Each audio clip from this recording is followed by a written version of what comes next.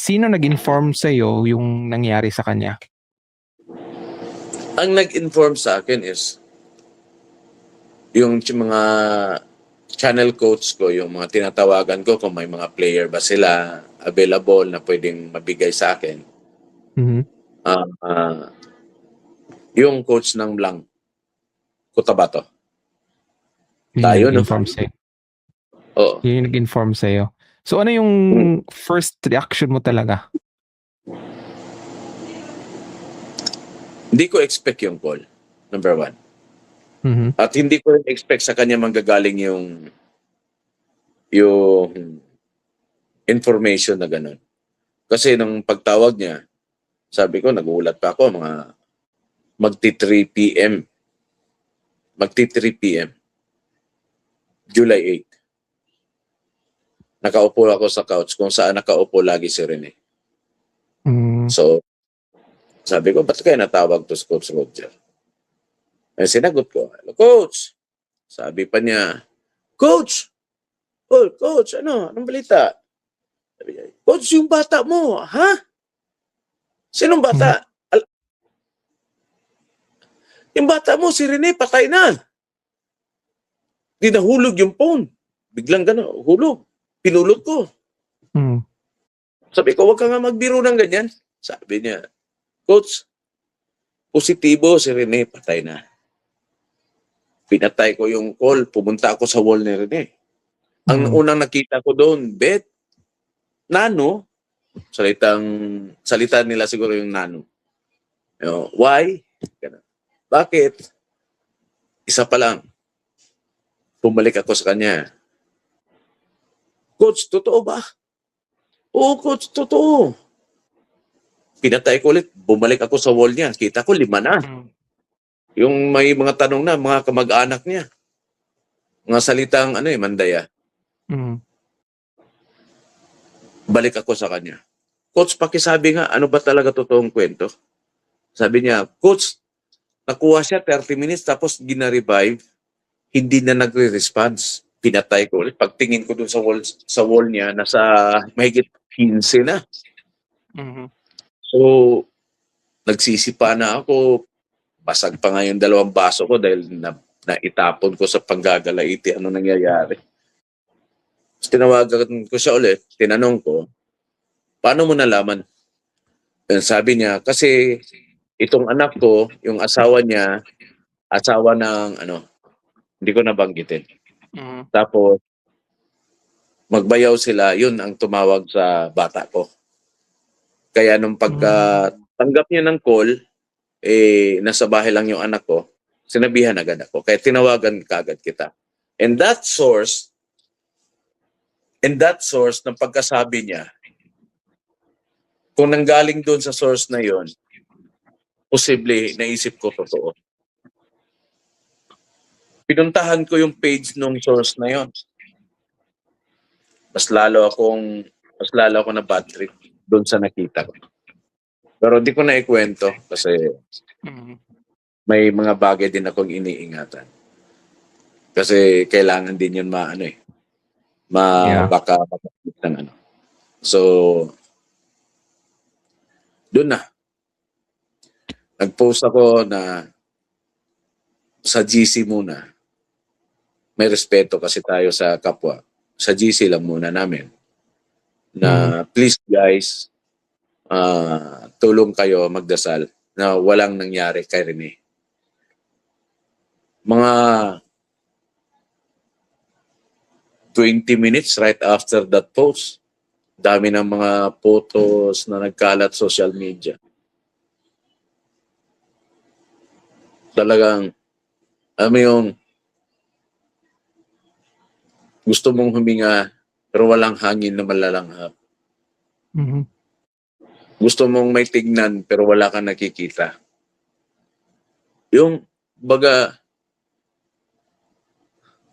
nakaupo ka nga, parang wala ka naman din sa sarili. Hindi ko na malayan yun. Sinabihan na lang ako ng pamangkin ko na, ba't ka naiyak, Uncle? Ganun ba?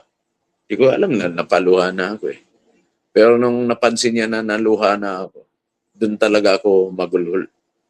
Talagang sabi ko, kung alam ko lang, yung pag-uusap natin na yun, yung ano yun nakita ko sa'yo. Kung alam ko lang, yun na yun.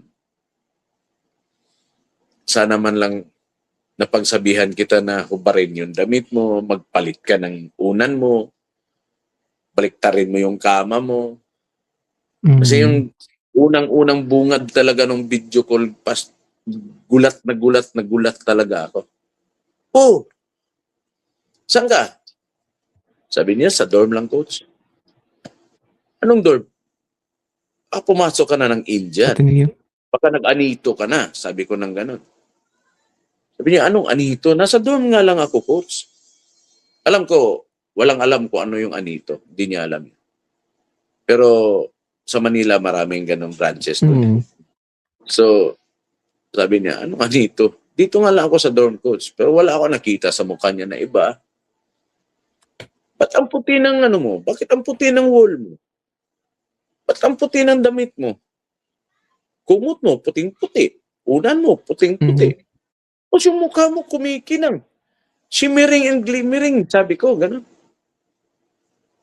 Tapos tumawa siya, yung tawa niya na tinatakpan na kagano'n. Kung alam ko lang talaga na gano'n, yun na yung mga premonitions na sinasabi nila. Pero hindi. Pero yung huling sabi niya lang, right after na sinabi niya na sa Aqua, meron pa kaming pinag-usapan. Doon ako nagugulat, ngayon mag-isip. Kasi nawala, puro tawanan na lang kami right after ng mga tanong ko. Tapos siya na yung nagkwento. Yung kwento niya, yung kailan siya unang dumating, hanggang doon sa umalis, hanggang lagi siyang nagpupunta kahit wala na siya sa poder ko. Doon siya matutulog sa bahay, pumupunta doon sa kung saan ako nagpunta, kung may game ako, pumupunta, sumusuporta sa mga games ko. Ganun. I see. Kininto niya yun hanggang sa pinakahuli, right after na pagkasabi niya, di ba coach, naalala mo lahat yun? Sabi ko, oo naman. Kailan ko ba makakalimutan yun? Sabi ko ng gano'n. Kaya mo coach, gugulatin ko sila. Gugulatin ko talaga sila. The word itself na gugulatin ko sila. Iba pa rin gulat. Ang pagkakaalam ko, ibibigay niya buo kung ano yung gusto niya ipakita. Sumagot pa ako. Let them know rin na mag-excel ka dyan sa larangan na yan. Gulat. Higit pa sa gulat yung binigay ng bata. Yun na nga eh. Buong bansa actually nagulat. So, coach, sinabi mo kanina na 3 PM ka na tinawagan. Pero ayon dun sa CIDG, parang tumawag daw sila ng rescue 3:04. Parang ganun, right? Tapos 3:30 na yata ang diniklara. So, parang hindi nga nagtugma yung timeline nila. Okay? Kaya ang daming tatanong. So, ikaw, sinabi mo 3 PM. And then, yung nanay, parang 5 PM na ata na-inform, di ba? Yung nanay ni Rene. Hindi, may nag-message na sa kanya as early from that. Kung babalikan niyo yung mga interview niya, nakatanggap na sila ng message na may gustong tatawag. After the rescue na yun? Or after hospital? I think before. Pero wala nang nagkurso na tawagan siya. Kaya nagtataka na yung nanay, tumakbo daw ng almost 40 minutes Na walang information. Oo, wala. Kaya nagtataka sila, iba na rin yung pakiramdam niya. Kaya siya na yung tumawag. Nung pagtawag nila, saka sinabi na gano'n na nangyari. Yun na nga rin, ang daming nagtatanong bakit kung simpleng accident yun, bakit gano'n ang action ng mga nandoon, di ba? So, ang daming tanong actually. Kaya nga, ito ay itatanong ko sa'yo. Okay? Kasi kilala mo si Rene. Mas kilala mo siya. Sa tingin mo, aksidente yung nangyari or may duda ka na may something? Gusto kong paniwalaan na aksidente. Mhm. Gusto kong paniwalaan talaga na aksidente lang. Pero Pero yung kung ano yung nararamdaman ko, kung ano yung sinisigaw ng puso ko, utak ko, iba. mhm. Kaya Nung narinig mo na na may mga pasa siya, naiisip mo pa rin na aksidente 'yon or gusto ko nga lang isipin na aksidente, simple na paliwanag lang.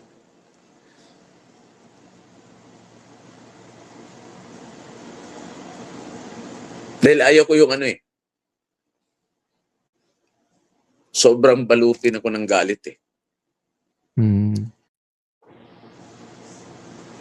I Okay, try see. to imagine na lang.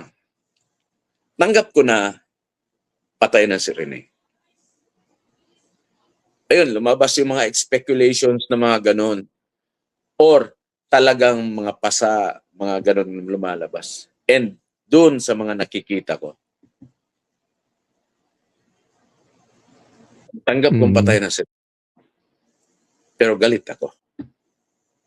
Yeah, I know. Hindi lang man ikaw I think buong sambayanan, 'di ba, na parang lalo na Kasi yung in-explain. Yeah, iba go yung ahead. iba yung tumatakbo sa utak ko kasi. Mhm.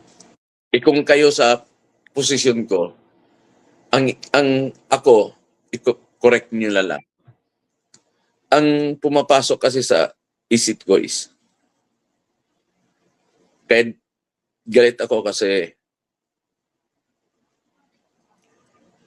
how long kaya siya nag-suffer? Yun din eh. Ilang oras kaya niya hiningi na sa klolo? Ilang oras din kaya siya umiiyak na sumisigaw ang tama na? How many hours kaya niya nabanggit yung pangalan ng mama niya? Ilang oras din kaya siya humingi ng tulong sa Diyos? Would you believe sa lahat ng pinagdaanan niya ng ganun? Matatanggap mo ba basta-basta yun? Kaya nga yeah, I understand. I mean, iba kasi yung mag-move on na nawala yung tao sa natural na pamaraan kaysa yung alam mong may ibang nangyari, 'di ba?